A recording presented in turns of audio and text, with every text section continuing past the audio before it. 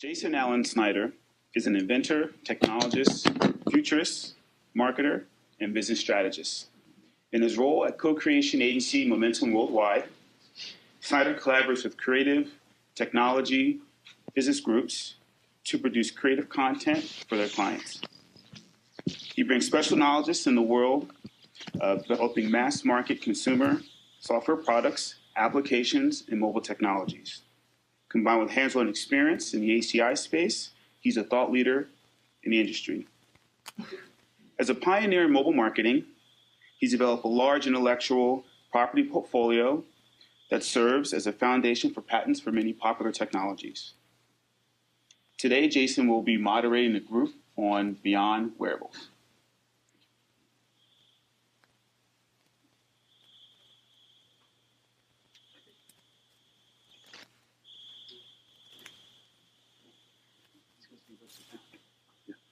Hi.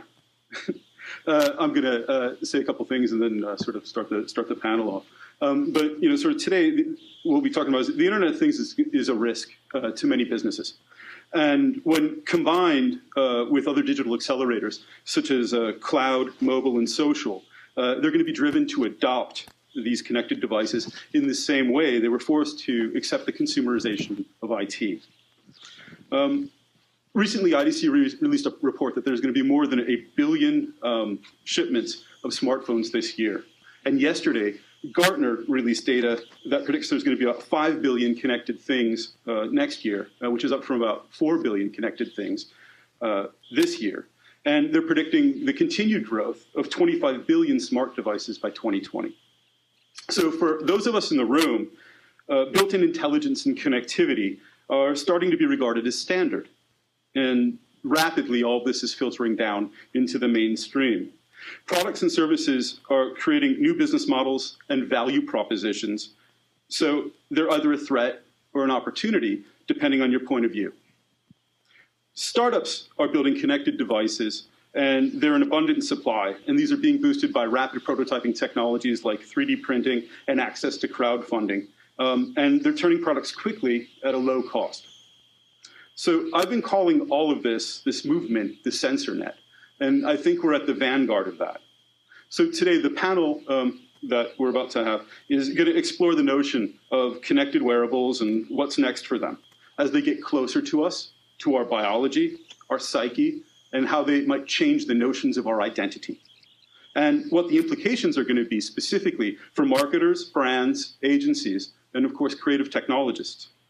So as we see the exponential adoption of growth of these technologies, these are things that we want to think about. So let's meet the panelists. Do you want me to start? I think we should start. Hello. Sure. I don't know if it's on. Hello. There we go. Yeah, cool. Hi, I'm Stacey Mulcahy. I actually work for Microsoft. I'm right at home here. I am a technical evangelist. I focus mostly on IoT, wearable devices, that kind of space. Hello, this one's on. I'm Andrea Lauer, and I'm actually a costume and set designer.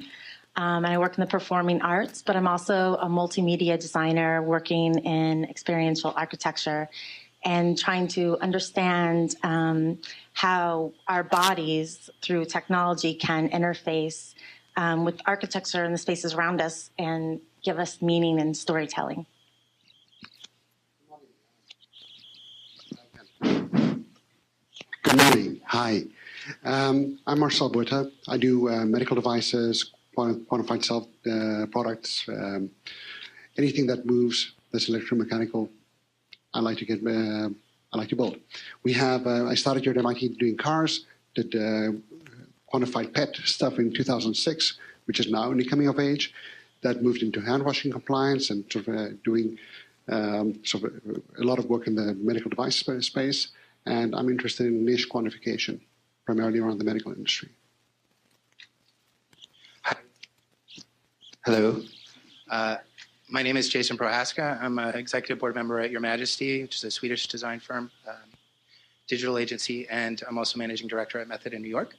And I spend a lot of time creating moving digital behaviors into physical spaces, as well as designing and creating UX for wearable devices.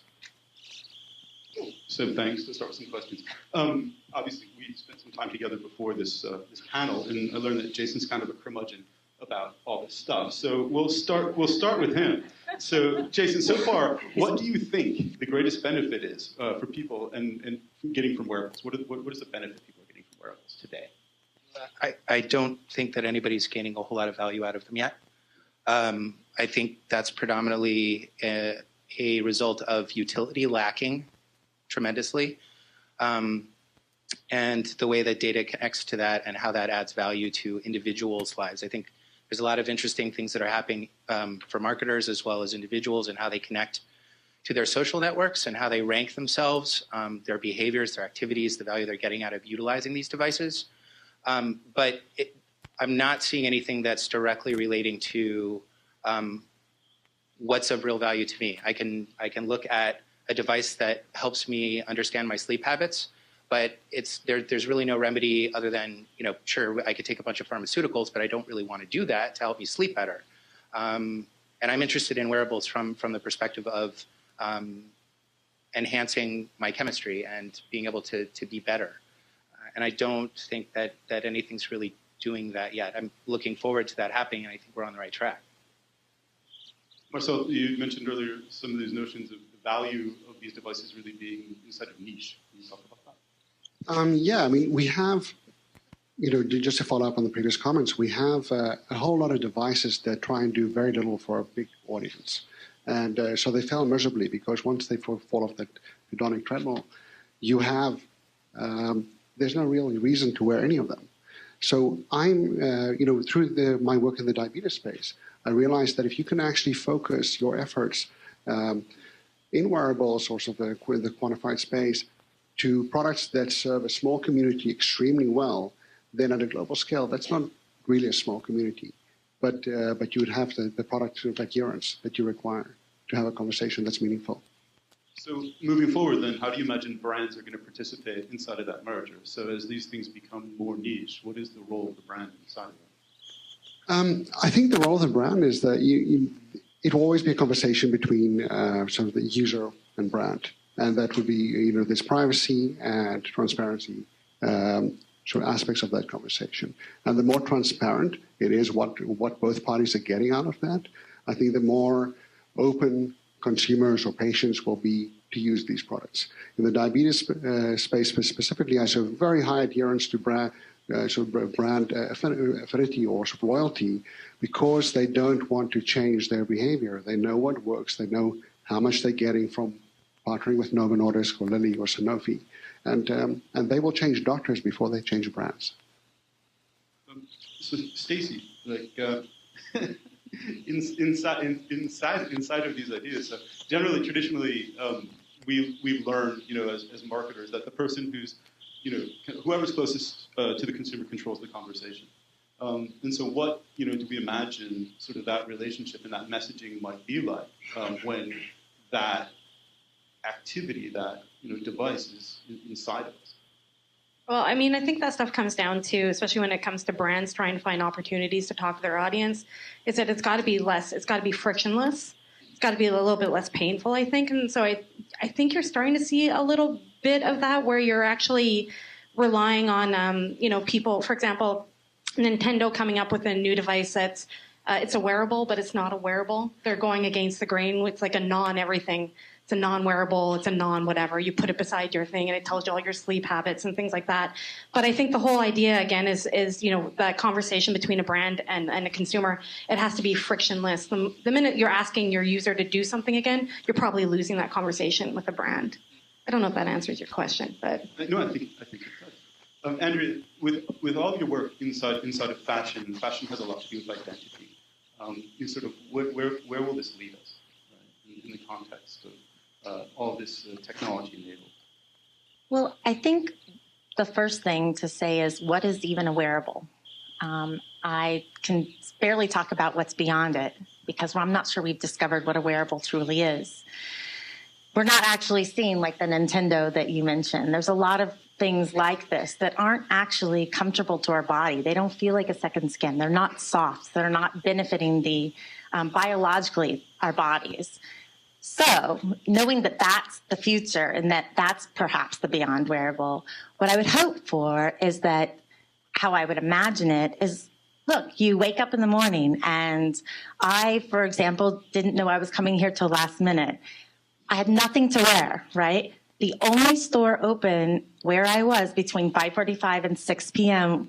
was Eileen Fisher. Now, if you can take a look at me, you're going to realize that Eileen Fisher is not my brand of choice. It's a fine brand. But if only I could have walked into Eileen Fisher and bought a garment that had a simple shape so I could have taken it to my computer, plugged it in, designed the shape I wanted it to be, thrown my pattern on it, then I could have been ready for any event.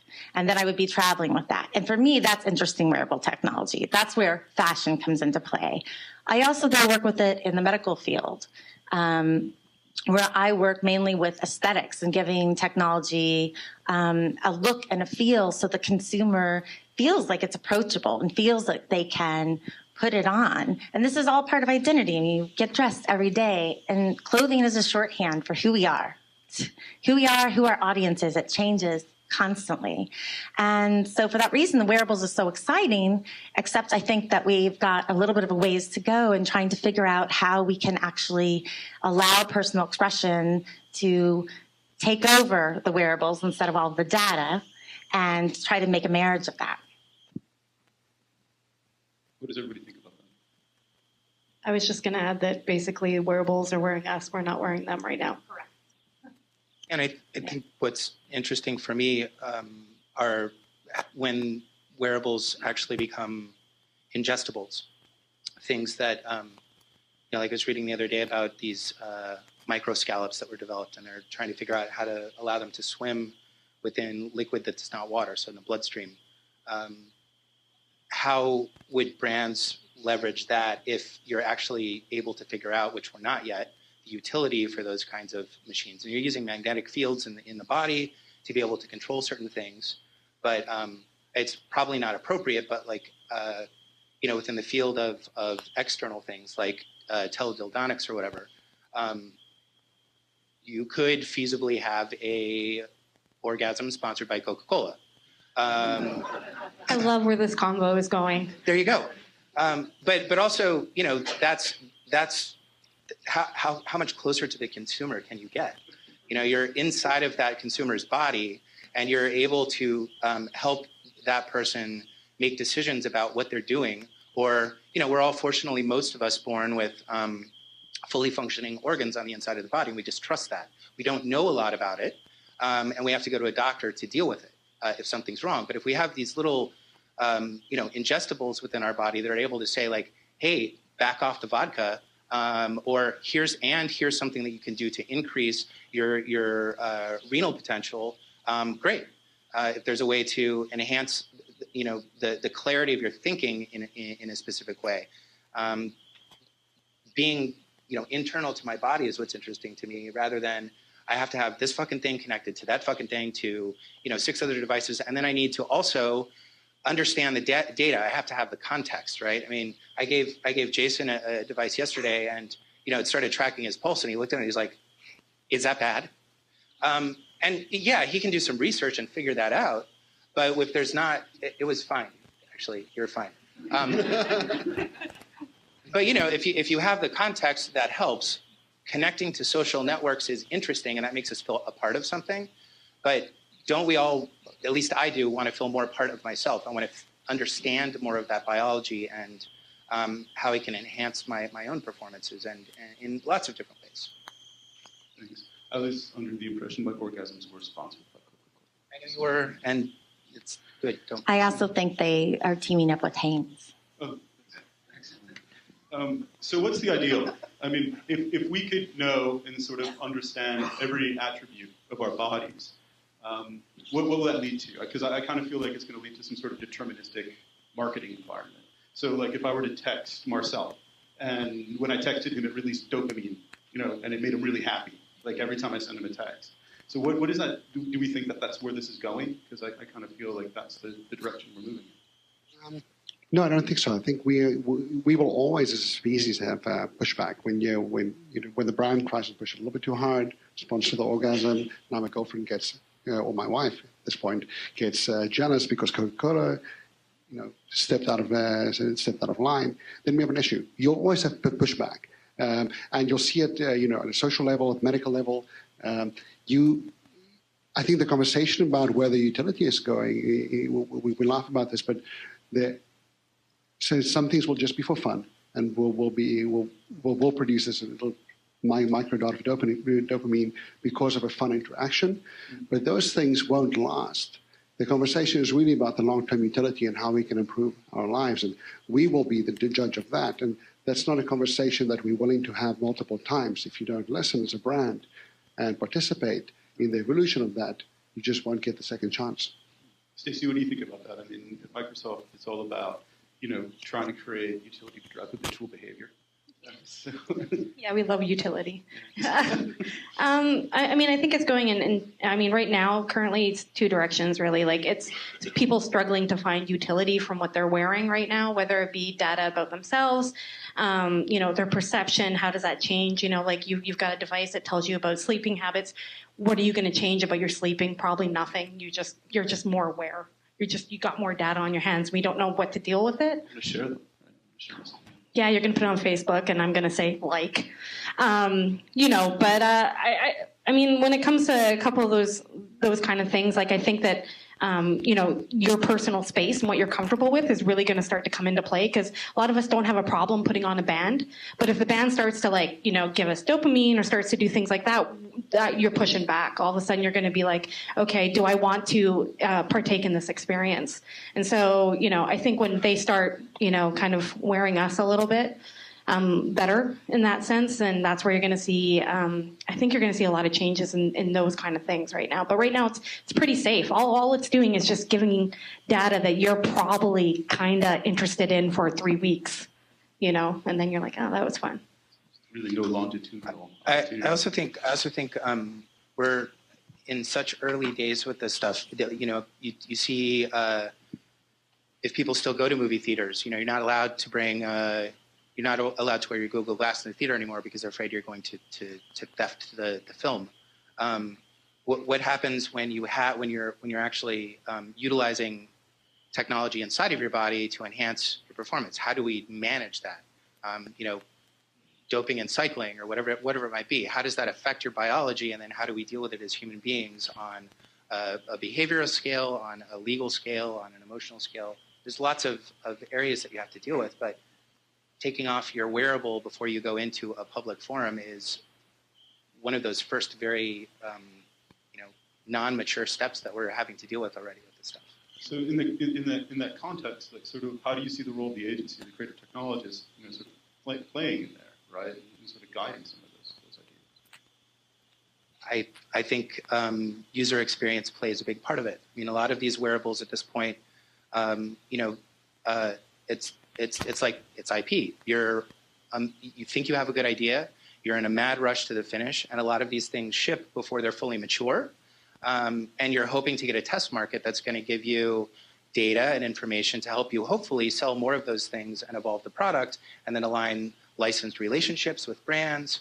But I think we need to give ourselves, and because money, we've all agreed that money is the exchange we're going to use to do this, it's going to be difficult to do, but more runway to develop these ideas before we release them into larger groups of people's hands to experiment with. Marcel, the maker community has been a big part of this and the adoption of this and the growth of this. So how do you see that continuing, and how do you see the relationship with brands and the maker community, and then the agency role, except all inside of that environment? How do you see all those things coming together? I think it's a great following question on corporate innovation. Tries and lock us in a room and says, okay, over the next 12 months, you're going to do a skunkworks project, and you're going to develop this, and you're not going to tell your colleagues, and you're going to bring it out. And that's why we end up with the iPhone 6 Plus that's too big for you. Okay, we had this conversation. So the same with Google Glass. If you had an open forum early on in that project, trying to look at the user experience of the hardware, then you would have addressed some of the social issues with this. The same with Segway way back. Now, the maker movement, they it opens us up to be more experimental on what we will try on ourselves, what we will try on our friends and our kids and our pets. And it makes it fun to experiment. Also gives you sort of this gestation period where you're like, okay, this is fun, but it's not engaging after the first 2 weeks. So yes, it's a great idea to keep me occupied on a Saturday. It's not a great idea to spend $1 million making this thing. And I think it provides differentiation in early stage lab testing in a distributed fashion, which we didn't have before. I'll throw this up to the panel, and obviously, we've talked a little bit here today about the notions of privacy and sort of how do we think that the ideas of privacy are going to play inside of this, and what expressions are we going to see through either consumer backlash or the notion that we don't care about that anymore, or sort of where do we think we sit with this idea? Long live privacy. Did you hear that? That's happening on purpose. They're like, no, it's not. Privacy is dead. Privacy is dead. Long live privacy. I think we have to design our levels of privacy. I think the way we think of privacy as it was a century ago or 10 years ago, it's very different today. And it's a conversation between privacy and transparency and understanding how we interact with the world. And whether it's with software, devices, wearables, it's the same. Andrea, do you think that the fashion will reflect this notion? I do. I mean, when I started thinking about this topic more deeply, I kept thinking, will we ever have secrets again? Because it feels like we won't. All this data is right out into the world. And the irony of fashion is that everyone races to the finish to do something before the other person does it, before someone knows on the runway. And then if they don't, then Forever 21 copies it before it's released for their spring. So, and that thing alone, just as the economic model for fashion, is at risk with all of this type of intelligence. The thing that I would hope for, though, or that I find really compelling is thinking it outside of fashion, thinking about it more about the person every day walking down the street. How do we experience other parts of our lives? How do we experience performance, rock concerts? How do we enhance feeling like we are a part of something, not just collecting it? And in that way, I think that the privacy missing might be okay. It just depends on the field. I mean, I work with companies that do dance performance, and what you really want to do is I want to understand what's going on inside the body. If I had my dream, I would figure out how many, grams of fat was on the liver and what that equates to when it hits the ground at 25 miles per hour. I want to know what that looks like and means, and I want to be able to see what the dancer is doing, right? So if I could track that inside and out, that would be ideal. But right now I can only track it on the outside. But that's a step forward in linking us to another person to understand what they're going through. And I think right now, if we can focus on that, that's a really positive thing. So right now, today, we have issues with programmatic creative. Some of us go on Amazon and look at a cheese board without ever intending on buying a cheese board, but we see cheese boards for the rest of the day.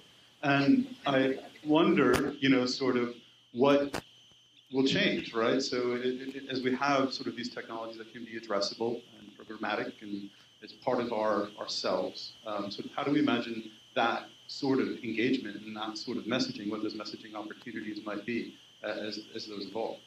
Stacey.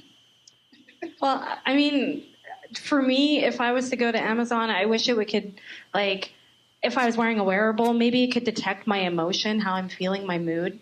So if I'm super happy, all of a sudden I'm getting confetti canyons I should be buying, or things like that. That would really screw up my Amazon purchasing history, but I would probably still buy it. But the idea that things driven a little bit more by mood might be, something that's totally within our reach and a little bit more, makes more sense. I looked at a cheese board. Am I hungry? I don't know if I'm hungry. Maybe I need that cheese board. Give me the cheese too. But, angry, upset, all those kind of things, those emotional triggers, I think are kind of an interesting way to kind of help, something that's within our reach, but also something that we could potentially be doing. And wearables can be detecting right now. I mean, we can do it. We can tell if you're scared with the Connect. Is your heartbeat up? And are you, we can tell those things. So, kind of serving up things to you in a way that's not just based on prior, purchasing history. What you've been looking at, where you've been on the web might be a little bit more interesting. How are you feeling today? I think it's also really interesting in the notion of going outside the internet to shop. Because all of a sudden, if you're wearing a wearable device, your experience of going into a store that can support that kind of data is going to be totally different. Is it possible to walk into, say, Nike, and they automatically know from your Fitbit what kind of shoes you wear, what your practices are in terms of exercise, and then they might say, guide you, go to the right and look for this piece of clothing. So what's going to happen is actually, I think it's going to give brands an opportunity to kind of reintroduce going out into the world and looking at things. So many things are bought online that we forget that there are malls and stores. But now we have an opportunity to kind of reinvent the whole way of touching and seeing things. It's like adding 5 senses to fashion. I think it's also about choice, making choices, the kinds of choices we can make. If you think about technology that lives within the body as a video game screen, how much life do I have left? And that's a very real connection to the way your body's functioning. What kind of choices are you going to make differently? Lots of self-help books that are like, stop going to all these meetings, stop having your life run by time, whatever those things might be. But if you've got this meter that's actually mapping to your biology, I think we might end up making different choices, and marketers and brands may have a very different option or opportunity to help you make different choices about that. Might we do things differently? Probably. I thought it was cut off. Not working. Let's just do this. I think what we have to be careful of as brands being too automated in terms of how we interact with our customers, consumers, is that we leave, especially in the shopping and retail environment, we leave very little opportunity for discovery. Now you can modulate discovery and force them to walk over 7 floors to get that one thing that they came to buy, but we're just smart. We're going to find shortcuts, just as we have with most other things. Yeah, so we will keep on regulating. We could open it up to some questions.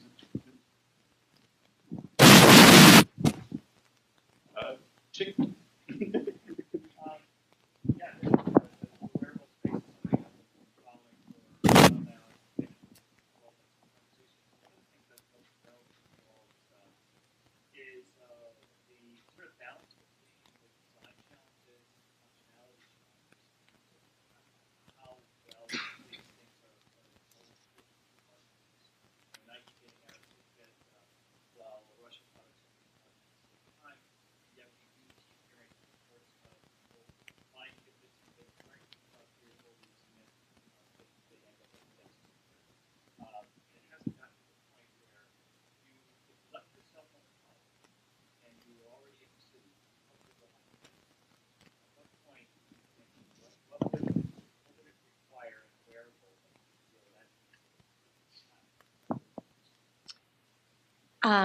I'd love to talk about that.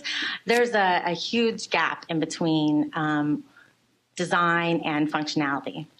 And what I think is the largest gap is talking about the softness of things. Right now, a lot of our wearable technology is hard.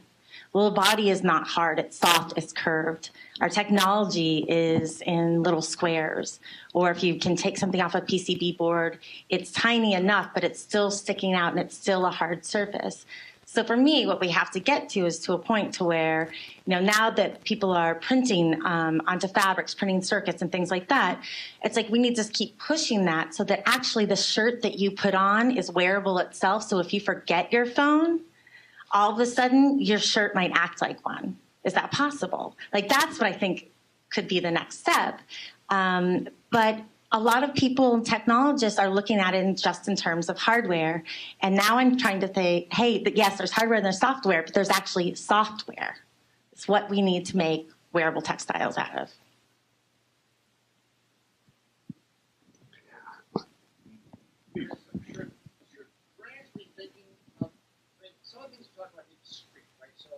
Zio, when it first came out, it made it sweet. Well, Zio has the data, you have the data, but that's not connected to the output, not connected to the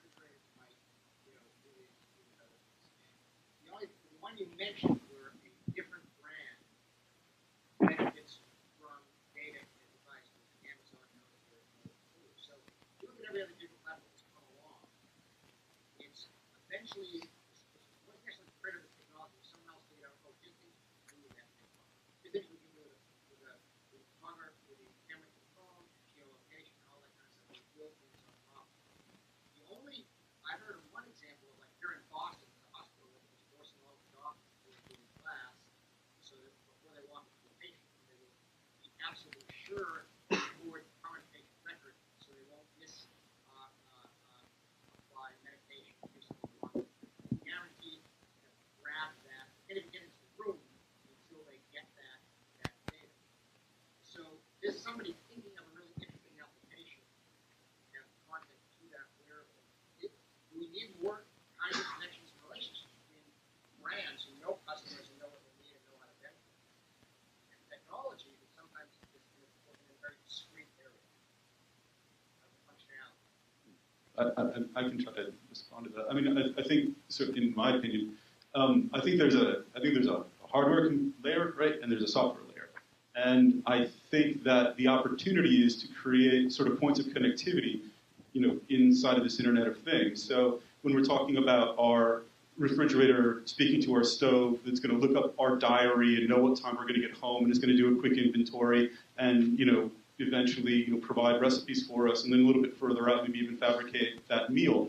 I think that these machines, this machine intelligence, like in the context of that, are acting as our proxy, right? And I think that we'll see that more and more. I think that the agency then, sort of needs to work with the brands to help them understand what's appropriate for them to engage in the context of that conversation or that discussion. In the same way we're so maniacally focused on helping, brands understand what's appropriate in social media to be social and to be nice, right? Sort of what is their role inside of this level of hyper utility where we have all these connected devices talking to each other and then, acting, again, as our proxy, and whether that's negotiating, buying, resupplying the food in our house or our toilet paper or whatever that is, and then doing that based on a set of criteria that we know what our clothes like to smell like.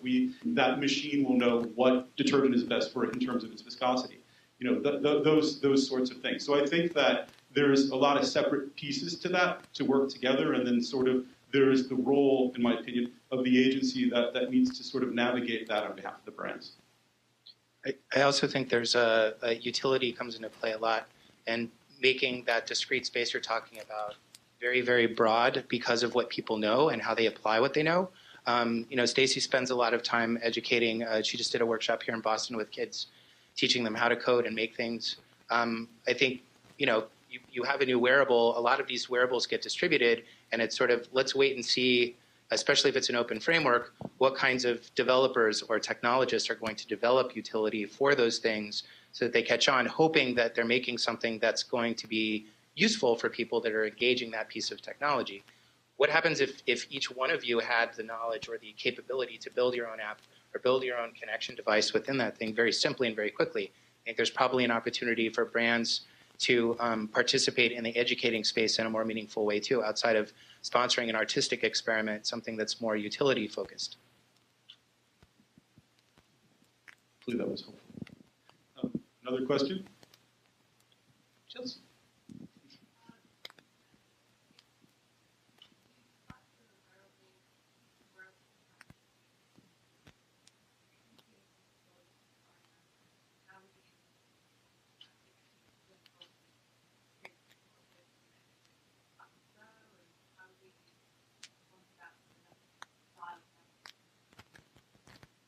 What I think is going to happen is it's on.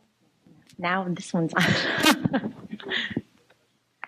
So she is asking about if we think about wearable technology as being customized, how does the future affect the role of the designer and versus the technologist, and is it going to a technologist and then a cut and sew person? Basically, kind of what is the method, or what would be the actual way in which something came about, and who are those people? I think actually this is the exciting part, where You know, clothing gives us identities, but now we're creating identities in ourselves with so many new things that we actually don't have the vocabulary for it. We're going to have to be creating our own new professions. So maybe you're a designer that also does tech, but also does interface design and happens to be a great painter. All those things combined are going to make you very good at wearables, right? So I think that's the future of it, and it allows us, wearables is kind of forcing us to combine Ralph Lauren with Microsoft or whoever's doing, you know, whatever companies are getting together. And the hope is that as designers that we don't lose a voice, that we actually gain a skill. And that's something we'll have to work very hard to. And for me, I've come from a very, I learned how to tailor and drape and sew my whole life. I'm now putting together entire systems of sensor networks on jackets. I had to learn it myself. It's terrifying. Am I the best at it? No, but it allows me to then have a communication and the possible language to talk to an expert, in which case makes the product bigger and better and more cohesive. Questions? Yes, please.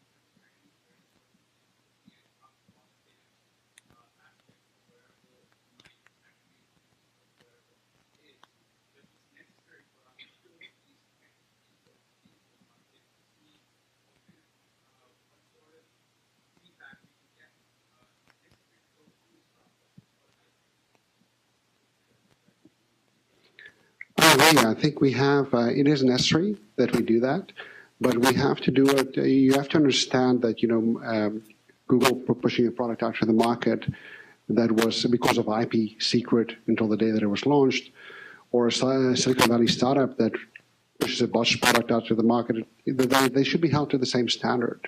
We have, there's a major pushback on the crowdfunding sites and the legislation changing around that, because of so many failed hardware products either not being delivered or pushed out with that kind of attitude that the consumer should be our test bed. No, if you know how to develop products, then scale your innovation process so that you can go through the different stage gate processes, however rapidly or however slowly, and you know, you're probably more inclined to reduce risk if you open that innovation process and you worry less about the IP but rather about the user experience.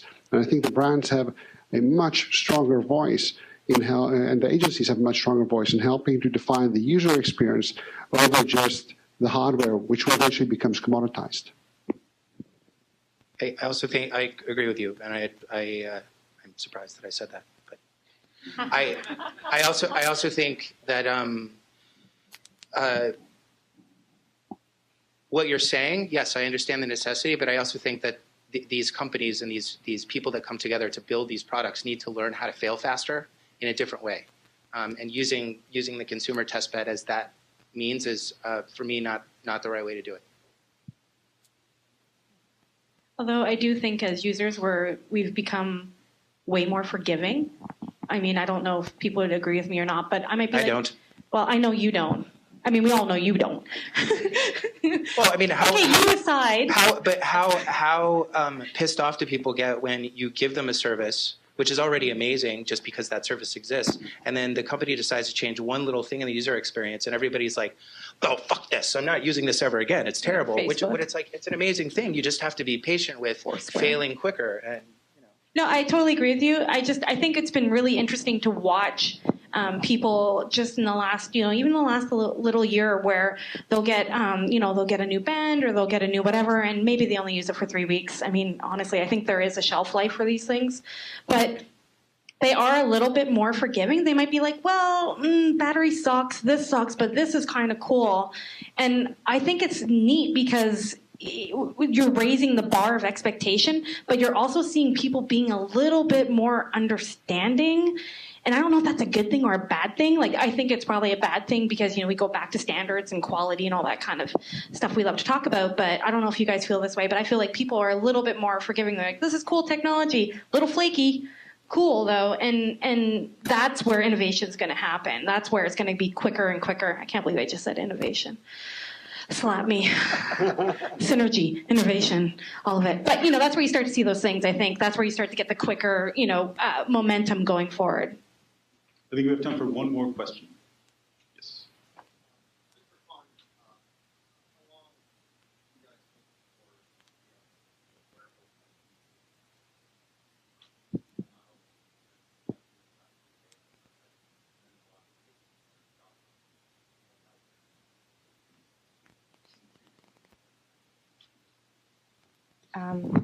Are you aware of these? It's almost like a Band-Aid that is a very flexible substrate that can stick onto your skin. This has been being developed here in, actually, I believe at MIT. And the idea is that you would stick under the skin and it would be able to track different things depending on what sensors have been printed into the circuit that's gone through this particular inkjet. So I think that that's the beginning. I think tattoos already, it's amazing what tattoos have happened. I'm sure you've seen the ones recently that are now gold. You can put gold tattoos on. You can put jewelry that sticks on your neck and acts like a tattoo, right? So if we're starting to think about tattoos beyond tattoos, we're starting to think about it as like different types of monikers and symbols, I don't see why soon enough we can't find some sort of flexible substrate that can react to your heat.